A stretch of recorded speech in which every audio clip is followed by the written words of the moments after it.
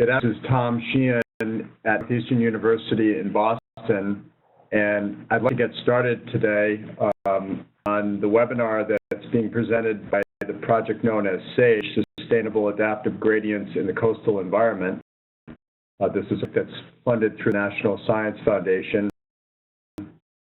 and the webinar of this year. And really pleased to be introducing someone that we met last year at a workshop in New York, Robert Pirani.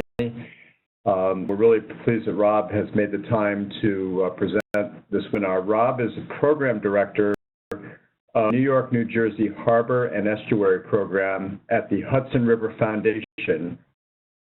Foundation is a collaboration of government, scientists, and the civic sector to protect and restore the harbor's waters and habitats, one of 28 such programs around the country, authored under the Clean Water Act. The Hudson seeks to make science integral to decision-making with regard to the Hudson River and its watershed, and to support competent stewardship of this extraordinary resource. Prior to the foundation in 2014, Rob was Vice President for Energy and Environment at Regional Planning Association while at RPA. He worked with HUD and others to undertake Rebuild by Design, especially of the President's Hurricane Sandy Task Force, and had to really gain a unique perspective on the recovery from Superstorm Sandy. He co-authored several important studies that are really serving as the basis for a reading after the storm, and also a number of lessons for other regions around the country and around the world like this. Rob has a master's degree in regional planning from Cornell and environmental studies from Hampshire College. Really pleased again that Rob took the time to talk to us, comes to us with a great wealth of knowledge and experience on coastal adaptation, which I think will be valuable for everyone listening today. With that, I'll turn it over to Rob for today's webinar. I really appreciate, on my end, the participation in SAGE and the network you guys have created. Obviously this is a great challenge for all of us who live in coastal environments and anywhere else for that matter, and appreciate you're making to share learning.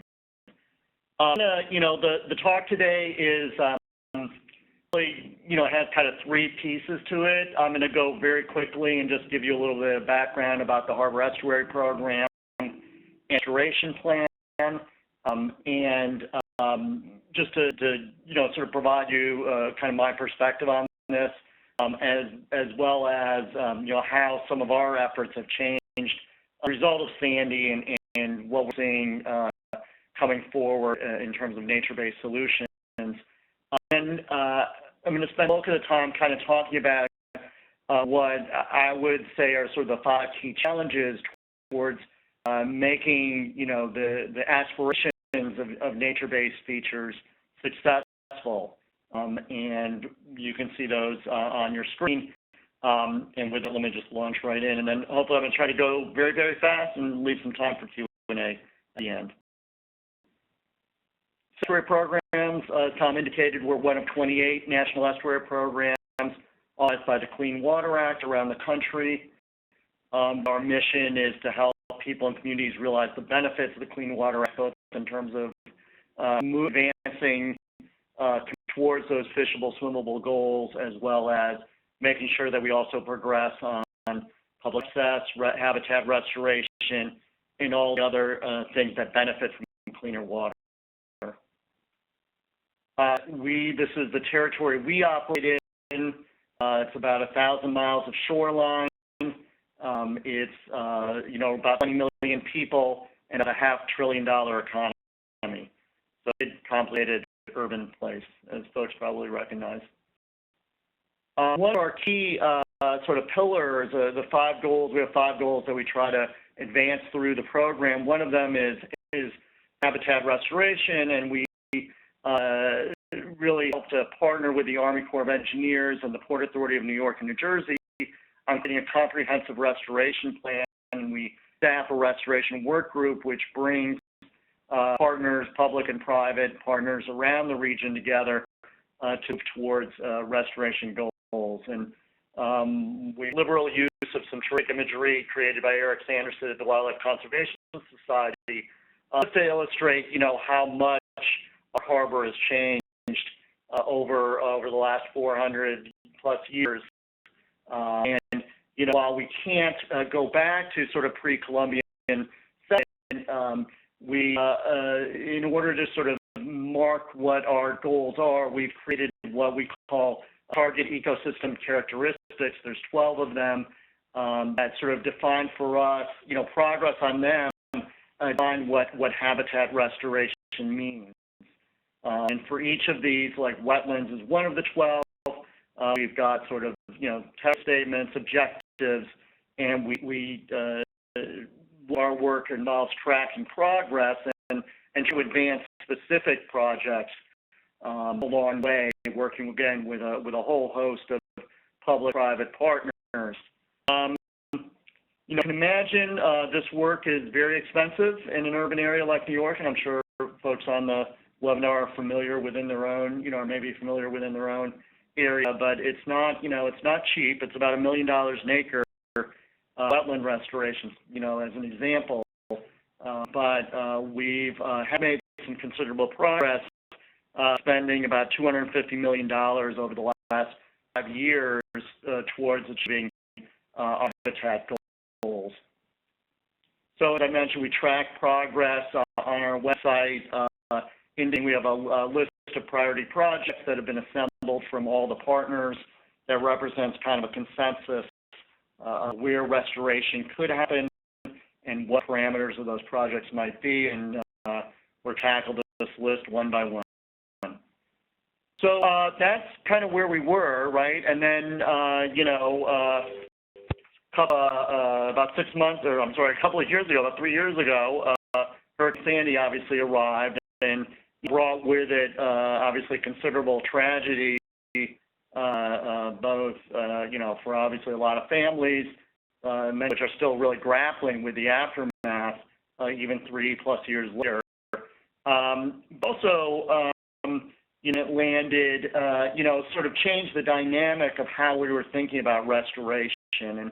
And of course, we all are familiar that, in fact, this, Hurricane Sandy, unfortunately, is probably just a harbinger or, of what's to come in terms of changes we might expect. And, without getting too dramatic, I think our ability as coastal communities to adapt to those changes are really going to be instrumental in whether we're successful and sustainable and all, all that kind of good stuff. And one of the things, obviously, that the hurricane brought forward, and again, I'm going back to some imagery from Eric Sanderson, but it's just, whether or not our coastal adaptation techniques we mastered for different purposes are really resilient going forward, or will be resilient. You can see here dramatically where, how well the Sandy storm surge tracked to filled land in Manhattan. The also spawned, a lot of great forward-looking thinking, and in terms of how we might change the way we treat the shoreline going forward. And this sort of idea that we can create nature-based features or coastal green infrastructure or living shorelines, whatever the term you want to use, that will both achieve, some measure of risk mitigation and help provide a measure of ecological services, is really sort of at the heart of a number of different efforts that folks may be familiar with, both here in New York, New Jersey, obviously, but also around the country. And I think really what we've been sort of thinking hard about is really whether or not, how to match that aspiration that we all, that kind of win-win-win solution with sort of reality, and that's really where my talk is headed. And, what I'm going to talk about comes out of my experience, Tom indicated, working with the Rebuild by Design team more than, several hundred really talented designers, engineers, coastal experts, working really in partnership with communities around New York and New Jersey, and trying to advance the conceptual thinking about these things. And now that the winners have been designated and those projects are advancing towards implementation, what does it mean to really get this stuff into the ground? That's true whether you're talking about, this is one project, the Living Breakwaters project at an island. The other one, the previous one, was a project for Hunts Point Design, Penn Design Olin. This work is documented in a couple of places. Again, as, the Rebuild by Design effort really grew out of the President's Hurricane Sandy task force. You can see the web links below, if you want to learn more about these efforts.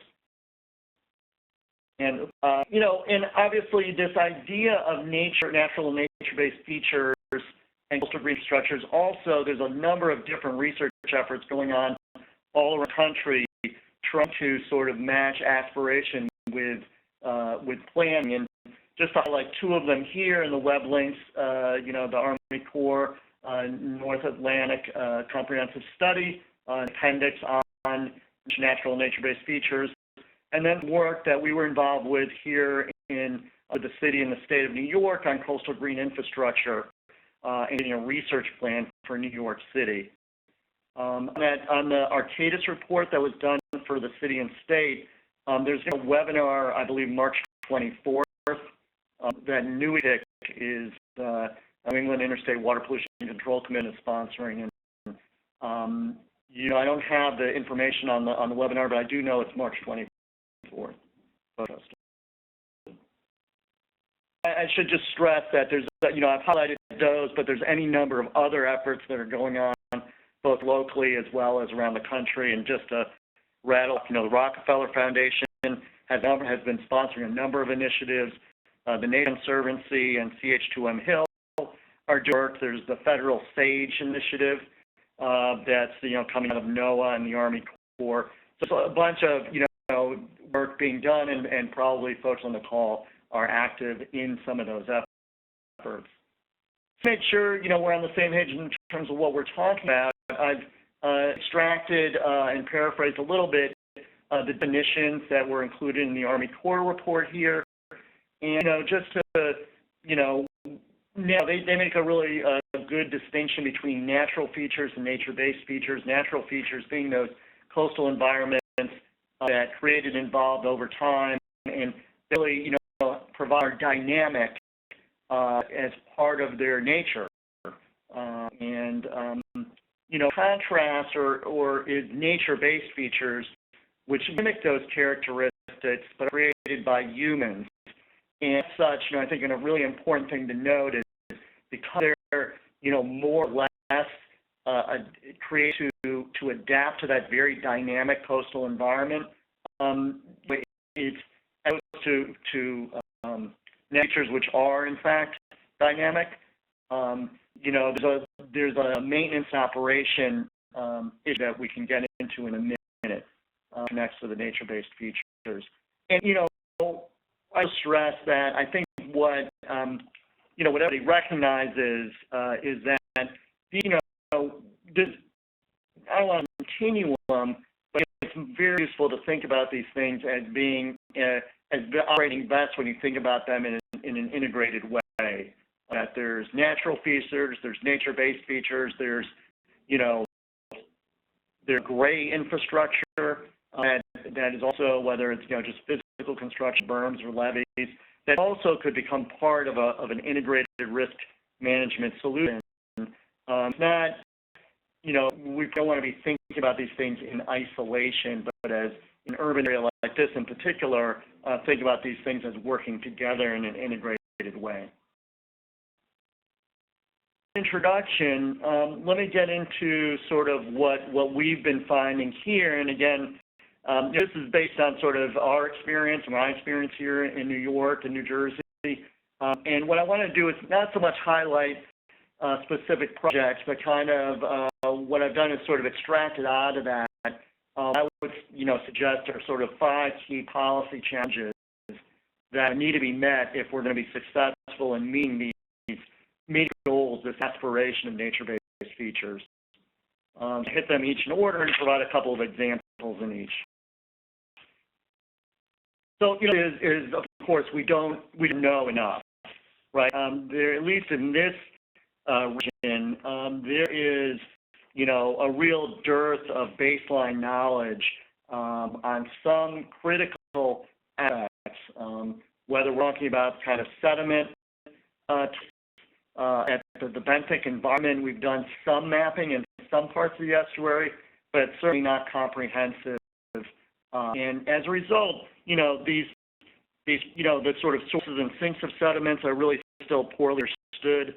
And how this is going to change with a changing climate and rising sea levels is also something that's really not very well understood at this point. And, the result is that, individual projects are sort of inventing this on their own, and each one is kind of trying to advance, get the knowledge they need for their area. And one of the things we're trying to do is kind of coordinate those efforts to make sure that knowledge is shared beyond the consulting community, as well as, is sort of publicly available and available to other projects around, around the region. A related issue is that there's really not great information on the shoreline condition.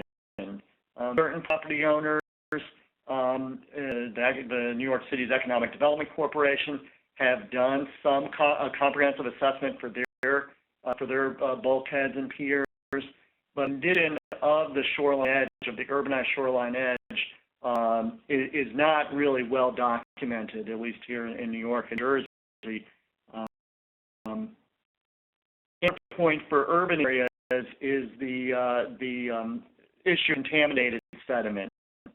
And the foundation where I work, we've have something called the Contaminant Reduction and Assessment Project, which has been modeling contaminated sediment and the sort of fate of the PCBs and mercuries over time.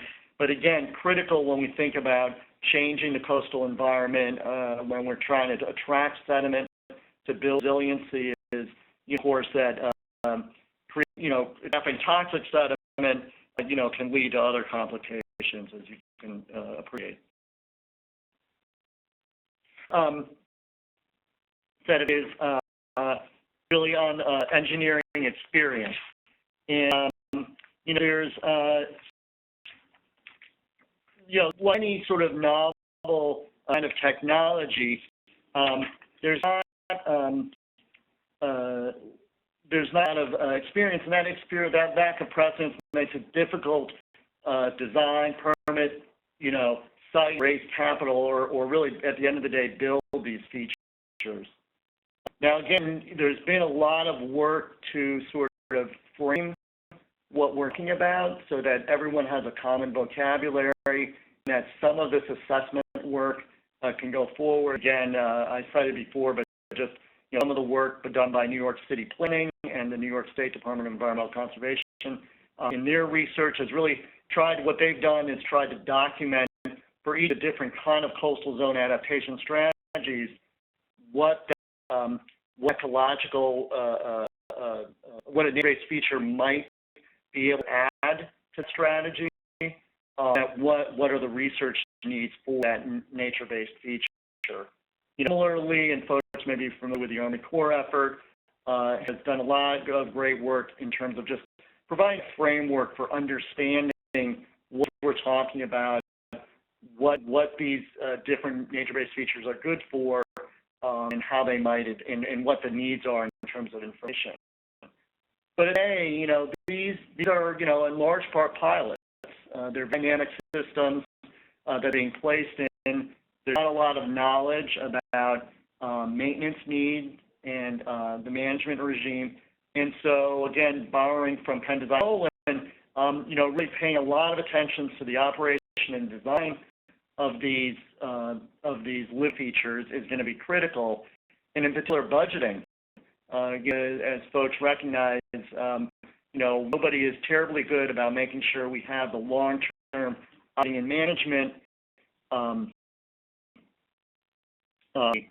infrastructure is built, it goes for a range of different infrastructure, but it's particularly critical for green infrastructure, for living infrastructure, where in fact, benefits, in particular ecological benefits, are only going to be realized, 10 years down the road when plants are established and the ecology can start really to adapt to this new structural feature in the landscape. A challenge is quantifying benefits, and the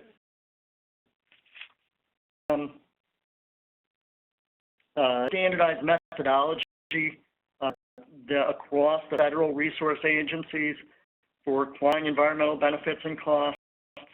Then it's a challenge. I think it's very easy, and there's well-documented ways of analyzing what is the value, what's the benefit-cost ratio of putting mitigation and reducing the threat to a home or business. And that is well established. Some mapping work perhaps could be better, but in fact, in terms of doing the benefit-cost calculus, there is some set that are well accepted by budgeting agencies at the state and local level, and for that matter, by the private sector.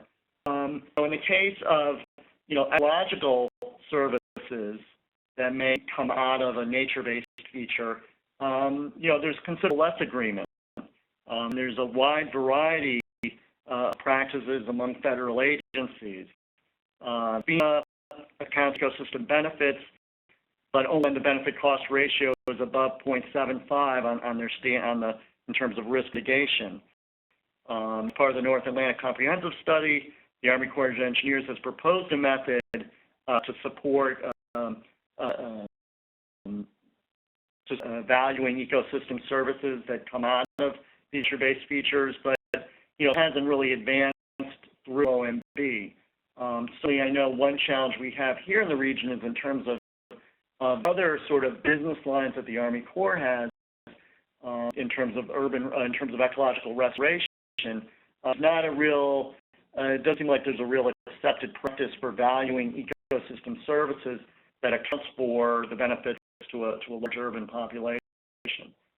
So thinking about how we do that, how we account for ecosystem services, whether it's fishing or tourism, educational benefits, real estate benefits of protection and public access, all kinds of things could be much better done.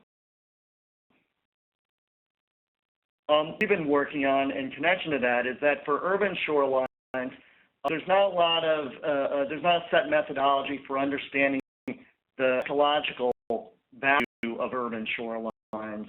So one could, in fact, measure the lift provided by these nature-based features or by these living shorelines. We sponsor a study by Columbia University and a number of partners to start developing that protocol for assessing habitat values. And I'm happy to talk more about that, but that's the kind of fundamental research that's really going to help us, both in terms of understanding that benefit cost value as well as saying, requirements in terms of the permitting process.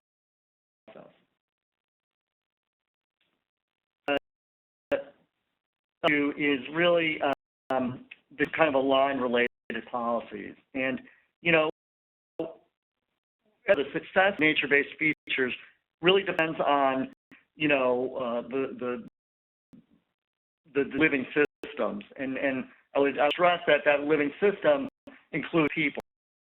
In fact, when you're dealing with nature-based features in an urban environment, you really need to sort of incorporate the community in consideration about how these things are going to work, who's going to take care of them, and for a variety of reasons, and a whole bunch of other, obviously policies as well. One of the critical ones for us is water quality, and obviously we can use nature-based features, but if you don't have the water quality to support them, whether it's combined sewer overflow issues or other sort of new flow or nutrients coming in the water system, Contaminated sediment, as I mentioned before, is a critical concern, and also marine debris, sort of the need to get that out before the spring season, growing season starts. Every winter, we've got ash washing up on our beaches, and in fact, that really inhibits the growth of marsh and other wetland vegetation. So, sort of just in the course of a normal year. So, again, it's not just about building the project. It's understanding the context in that project is going in, and trying to align those other policies in terms of making sure the water is clean enough, making sure that we're addressing some of the contaminated sediment issues, et cetera. A key issue is sort of land use, and there's a number of communities where buyouts, whether it's the New Jersey Blue Acres program or the New York Rising program, where some of that Sandy supplemental money has come into communities. There's been a lot of thought given to sort of restoration of those lands and how those buyout programs relate to the long-term ecological stewardship of the region.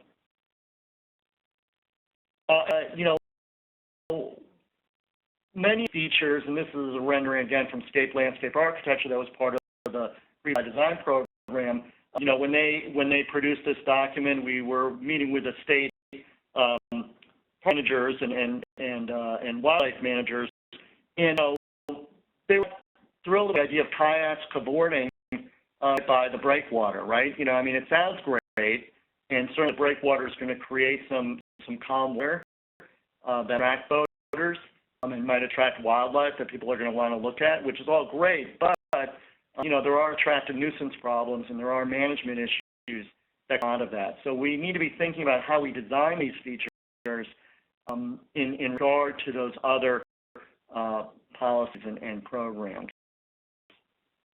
And this is again a diagram from Scape, and again I think really to me kind of captures what we really need to be thinking about in terms of these integrated systems, that we're not thinking about just restoration or just risk reduction or just social resiliency, but creating that really an integrated approach, a core of resiliency that both includes the range of sort of benefits that might come out of these nature-based features, but look at very directly into sort of the social aspect of resiliency and build sort of awareness of the water, build educational programs, building sort of community stewardship opportunities that can both sort of help these features be successful, but also help again align that sort of community response to resiliency. Just to digress a second, we as part of Rebuild by Design, we have to organize the community workshops that helped create this program that Scape put together. And I think when we went to these community residents in Staten Island, some of which had neighbors who literally died because of Sandy, provide ecological rescue was not the first thing on their mind. The thing on their mind was how this was going to help their community avoid a similar disaster. And when the Scape team, was able to carefully explain, how a breakwater could, in fact, not eliminate still water flooding, but reduce wave height and reduce erosion of beaches that also provide a measure of protection, we were very interested. Appreciated the fact that the reefs might attract fish, would be good for the fishing, but first and foremost, of course, they were concerned about their families, their homes, their businesses. The second thing they were concerned about was what, in fact, putting something like this in would reduce the cost of their flood insurance. And happy to talk about fish and habitat restoration. So it's just important, that frame of reference and a community's, frankly, sort of understandable focus, especially when you're dealing in a post-disaster environment. So, and then I'll stop questions. It's really about permitting. And here in New York, the harbor estuary, we've lost about 80% of wetlands over the last 400 years. As a result, and as in part, there's a cautious approach that the regulatory agency and the advocacy groups have taken towards proposals that would fill in wetlands and open water. And so when you talk about putting things in the water with sort of a restoration agenda, it still generates some trepidation, again, both on the part of the regulators and on the part of the advocacy community. There's been things trying to try to help address that. New York City proposing its first mitigation bank. Probably folks on the phone, I know other parts of the country have a long experience, not always good with mitigation banks. This will be the first one that's being put into New York City, and it's saying, interestingly enough, it's using some of the HUD disaster relief funds to catalyze the bank. But it's, I will say, while, we're very supportive of this effort because we think it can provide, a good restoration outcome and help needs of especially, kind of small landowners in permitting their projects. It has met with some resistance on the part of the advocacy community and local groups. Don't see the need for disaster relief money to go in something that they feel is kind of one step removed from protecting their homes. Another kind of permitting challenge is oyster restoration. Oyster restoration is something that's become kind of our charismatic megafauna here, or microfauna, I guess. And certainly it's played a large role, the idea of oyster reefs as providing that kind of living breakwater function, warning wave height and reducing coastal erosion. It's a very sort of popular suggestion, but because of the commercial shell fishing that still occurs around here, and the concern of poaching on restored oyster reefs that are not otherwise controlled, there's been a lot of resistance on the part of the regulators to allowing large-scale oyster restoration. And try to align those policies so that goals can be met is critical. Final thing, another thing that New Jersey has advanced, and this idea that in terms of the coastal permitting, they look, in New York treats any intervention in the shoreline the same in terms of its the details will differ as a proponent gets into the permitting project. But New Jersey has joined, I think, some other states in creating a special general permit for living shorelines. Something recognizes that interventions in the water for restoration purposes have to go through the same hoops necessarily as a commercial permit or as a permit for strictly commercial purposes.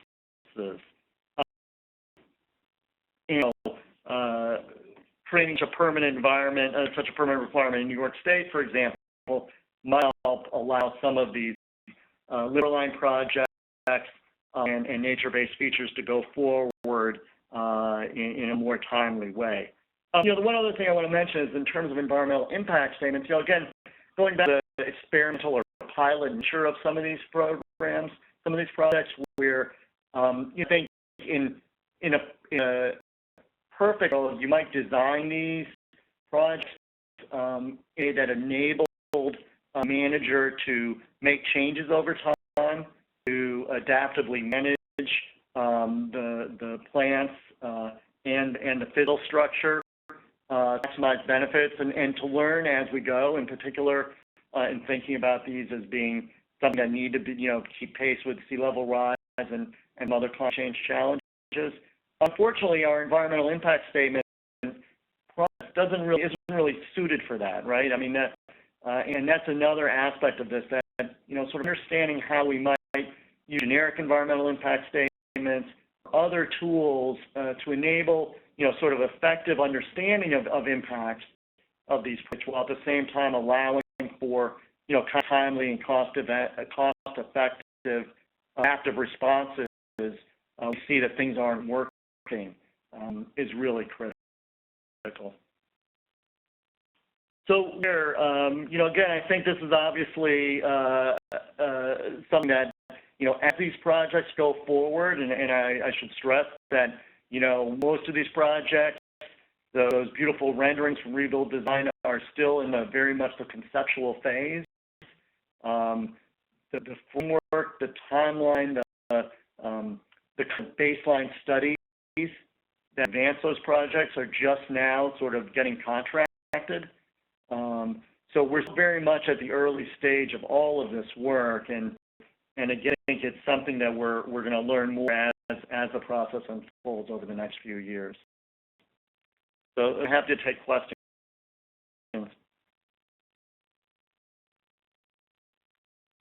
Bob, this is Tom Sheehan back in Boston. Thanks so much for that great overview of the sort of parameters that you're dealing with and some potential approaches to solutions.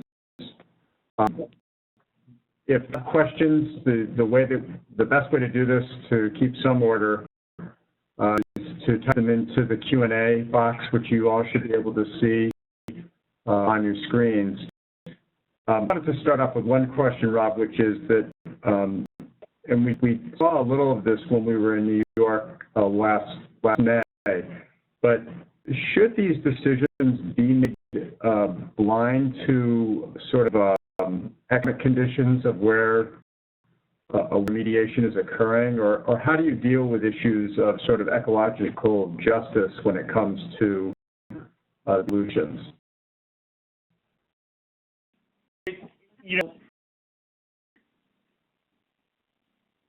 Answers there. I mean, I think one goes back to sort of those benefit cost formulas, and obviously, if project is being funded by a particular agency, obviously one of the most of this funding is coming through the Sandy supplemental bill, which was almost $60 billion that was passed by Congress after the storm, and so there's about, I want to say something on the order of $15 to $20 billion that's going into into risk mitigation.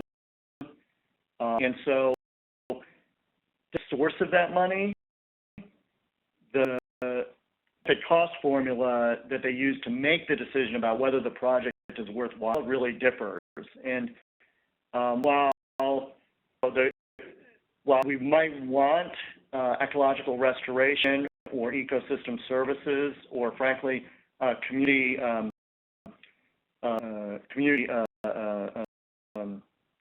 guide that, all of those things are in some way prescribed by, in some way, by the funding agency and the specific metrics that they use. That being said, I think the state, and to a certain degree New Jersey, have done a great job in terms of reaching out to communities and what their desires are, trying to line up what does happen with other plans, including the Comprehensive Restoration Plan. At the end of the day, for the money to be spent, it's got to be spent in accordance with those funding guidelines. And that's where, that's sort of the box that doesn't always account for ecosystem services, isn't as comprehensive as one might want it to be, maybe. Mm-hmm. This is from Anita Van Breda. I don't know Anita's affiliation, but she has two questions. The first one is, are climate change projections or scenarios used in the design process, and how? For example, how will climate change impact the oysters? Yeah, I think that's, something that I think people certainly is a great challenge, and I can't, I think the New York State and New York City have adopted climate change plans that include official projections of sea level rise. so projects, and Jersey it hasn't done that, but it's done something similar, has set a standard for sea level rise. And so there are sort of climate change parameters that are kind of baked into these projects. Others, in particular, the more complex, issues, let's say like ocean acidification or, water temperatures, are certainly less well understood, and I think those are considerations that designers and the regulators are thinking about. I can't say they're as well documented, and as a result, there's, to the degree that the designers are incorporating them, it's, case by case basis. Are there examples of nature-based design that you've been able to use from other parts of the world or that you are learning from? Yeah, I think one of the features by design as a big planning process that, involved again, hundreds of designers and engineers and planners, and was bringing some national learning to New York and New Jersey. So the teams came from all over the world. There was a huge Dutch contingent, not surprisingly, perhaps, but there were people from New Orleans, people from other parts of Europe that had, brought some of that knowledge to the table. And certainly, I will say also that there's certainly other regions around the country that have much better experience or much more experience than we do in terms of living shorelines as a specific methodology. And I'm thinking Delaware Bay, Chesapeake Bay, Seattle, places where there's been some great work already done. Greg Hampton's from the Harvard Graduate School of Design, and he wants to know, are there bad international precedents for the shift from traditional engineered solutions to nature-based coastal solutions? Maybe the answer may be similar to the one you just covered, but I don't know if you want to say any more about that. I think a place to look at, yes. I mean, the short answer is yes. There are others. I mean, I think this is something that throughout the world people are looking at. In terms of successful examples, I mean, certainly the Netherlands is a place that, as folks probably recognize, have dealt with flooding a long time, and have developed in particular over the last 10 years this philosophy of living with water. And so, I guess looking, if you go to but if you one of their projects that I was fortunate to see was the Root project, where they've actually moved villages and have restored farmland to a more natural environment, or more natural ecology, and part of the means of creating space for riverine flooding. Another is the sand motor, which is, I'm not sure how successful ecologically it was, but it was successful from a risk mitigation point of view. The idea of just putting, rather than creating, adding to beaches, putting in the water that enables kind of feeding literal drift with sediment to protect beaches. Are two examples I can think of off the top of my head. Steve Long wants to know, what do you think would make the most difference in mainstreaming nature-based infrastructure among engineers and landscape architects, or is that evolution already starting to happen? Already started to happen, and I think to me the green infrastructure for stormwater, which I think is maybe a little advanced. The idea of kind of creating a community of practice. These professionals can learn from each other and gain insight from projects that are in the ground. To me, that's already started, and I mentioned a couple of different, certainly both the the stage process that you're involved with, Tom, as well as the federal stage initiative through NOAA and the Army Corps efforts to create that community of practice. I think at the other end, I think, at the end of the day, it's really about putting things in the ground, seeing how they work, get results so that design professionals can feel confident in proposing them. I think that's something that is really going to help the stream, the work. Great. Janice Poling asks, as more communities and states are exploring how to incorporate nature-based solutions in climate adaptation planning, what is the federal government, do you think, in supporting those efforts? The federal government, I think, obviously has a large role in many ways. Of course, disaster, and as we saw with Hurricane Sandy, the federal government is still the deep pockets in terms of providing resources. And, it seems to be the one thing that Congress is set on funding these days is, helping communities deal with disaster. And fortunately, we imagine that happening more frequently in the future. So I think getting plans in place and doing, the sort of hazard mitigation planning that each state has to go through, incorporating kind of that recurring rebuilding effort that utilizes green infrastructure and nature-based features is one sort of getting ready for disaster and getting ready for the recovery and rebuilding and taking advantage of that. I'll say, I think I also, we have to acknowledge the role of the President's task force on Sandy and the Rebuild by Design initiative, both of which were federal efforts, and being, both of those were really things that kind of broke the mold in terms of how I think creatively about some of these solutions.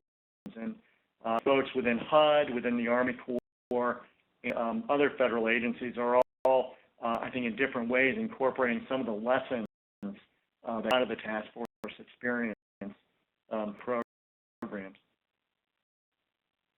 Okay. Specifically, if you look at the task force report, you can see there's a number of recommendations for how that might go forward. Because related to the last question that I have, which is back to Dave Hampton at Harvard, because he said there seems to be a major issue with jurisdiction in terms of local, state, regional, federal, and this should be especially prevalent in the U.S. And wondered if you see this jurisdictional issue start to shift, and whether there are things that are being done to kind of move this conversation along, and maybe what you're implying is maybe some success after bad, horrible event like Sandy, that maybe successes in how that was remediated or started to be remediated, lessons that are moved forward and used in subsequent work. Well, I don't know if I'd be that optimistic, but I do think, but I think you're right in that. Well, just on the negative side, I do think, in fact, that's a huge issue that we grapple with here. That in fact, in big complex estuaries like New York and many other urban areas around the country, you have sort of a real balkanization of decision making, difficulty. I know here, there really is. If you wanted to implement, let's say, just for sake of example, if you wanted to implement a storm surge barrier, has been done in St. Petersburg and Rotterdam and Venice. Clear who would do it. Be the local partner, and even at a much smaller scale, there's divisions between agencies, not just between the states and the federal government, but between federal agencies and between the state and the city agencies in terms of planning projects and coordinating efforts.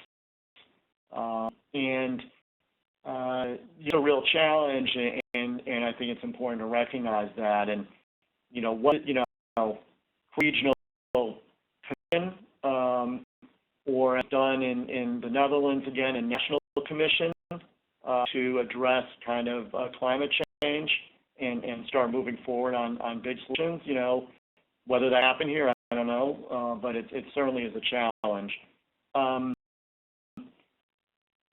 do think that kind of what you were alluding to, Tom, is that, after a disaster, there is a sort of moment that I think is recognized by a lot of experts in the field that, where sort of there's for change. And I think it's that,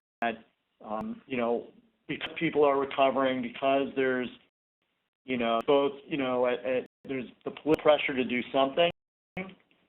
Certainly a desire on everybody's part, not to build, but to rebuild smarter. I think that's rhetoric you hear from, the right and the left, if you will.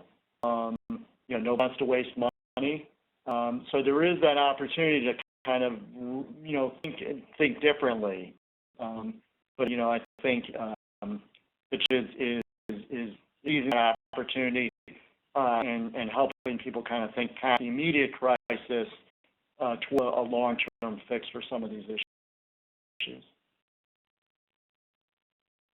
Take the opportunity to again thank you for sharing your great experience and knowledge about this kind of fast-moving world of coastal adaptation and climate adaptation.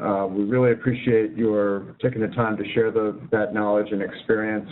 I want to thank folks also that asked such great questions following the webinar. If you missed any of the webinar, or if you want to see the webinar again, which you may want to, Rob was kind enough to allow us to record this, and the webinar is posted at the site for our project, which is resilient-infrastructure.org, and that should be posted within the next several days if you'd like to view the parts or all of the webinar again if you missed pieces. So, Rob, I wanted to thank you again. It's nice to see you, but it was nice to be with you again for the webinar, and I hope that certainly that we'll see you soon. Thanks again for taking the time to do this. Very much appreciated. No, Roger, thanks for organizing it. I mean, terrific series.